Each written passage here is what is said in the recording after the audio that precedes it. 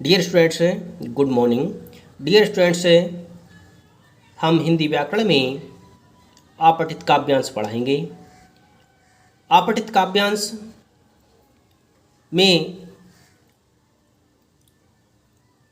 जागृत रहने के लिए कहा गया है कि जो मनुष्य हमेशा जागृत रहता है अर्थात क्रियाशील रहता है, वह मनुष्य प्रगति को प्राप्त करता है। काव्यांश को आप ध्यान से पढ़ें, जिससे इस काव्यांश से बनने वाले प्रश्नों को आप अच्छी तरह से हल कर सकें।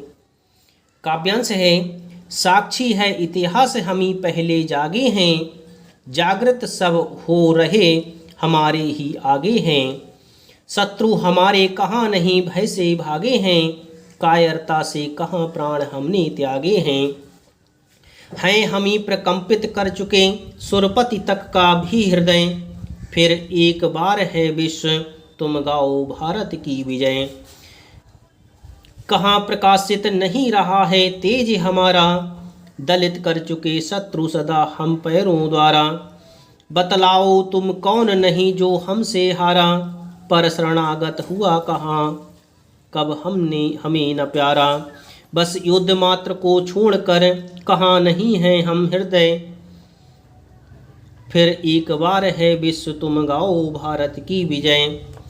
इसमें भारत की विजय को गाने की बात कही जा रही है कि हमारे देश के सपूतों के सम्मुख है, हमारे देश के वीरों के सम्मुख है कौन नहीं हारा है, अर्थात हमारे वीरों ने अपनी कुर्बानियाँ दे करके हमारे देश को हर स्थिति से बचाया है।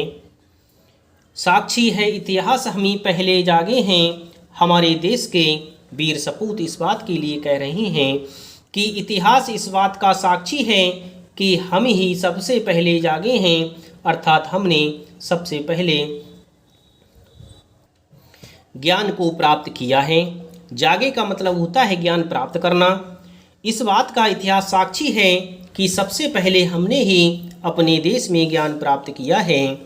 जागृत सब हो रहे हमारे ही आगे, हमारे देश के लोगों के आगे ही सभी जागृत हो रहे हैं। सबसे पहले हमारे देश के लोग जागृत हुए हैं, हमारे देश के लोगों ने ज्ञान को प्राप्त किया है। इसके बाद ही अन्य देश के लोगों ने हमारे लोगों को देख करके ज्ञान प्राप्त किया है। शत्रु हमारे कहाँ नहीं भय से भागे हैं, यदि शत्रुओं ने हमें विजय प्राप्त करने का अवसर दिया है, यदि शत्रुओं ने हम पर विजय प्राप्त करने का मन बनाया तो हमारे सम्मुख वे शत्रु भाग गए हैं। हमने अपनी स्वतंत्रता को कभी भी आँच नहीं आने दिया है। जब से हम स्वतंत्र हुए हैं तब से हम अपने देश के रक्षक बने हुए हैं। हमने बड़े बड़े शत्रुओं को मार करके भगाया है, बड़े बड़े शत्रु हमारे सम्मुख हैं झुक गए हैं। कायरता से कहाँ प्राण हमने त्यागे हैं, हमारे देश में वीरों ने कायरता को कभी भी धारण नहीं किया, कभी भी उन्होंने अपने प्राणों के लिए कायरता के वशीभूत त्याग नहीं किया, बल्कि अपने प्राणों को लड़ करके शत्रुओं का सामना करके ही त्यागा है।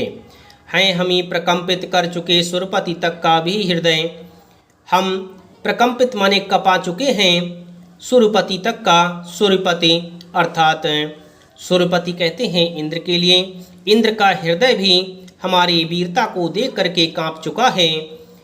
फिर एक बार है विश्व तुम गाओ भारत की विजय, फिर हम एक बार विश्व विजय को प्राप्त करेंगे और आप भारत की विजय के जयकारा को लगाइए, भारत की विजय गाथा को गाइए।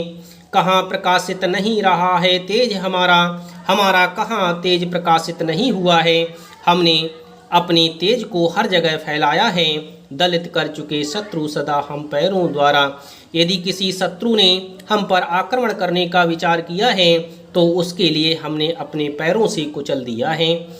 बतलाओ तुम कौन नहीं जो हमसे हारा, आप हमें यह बतलाइए कि कौन हमसे नहीं हारा है।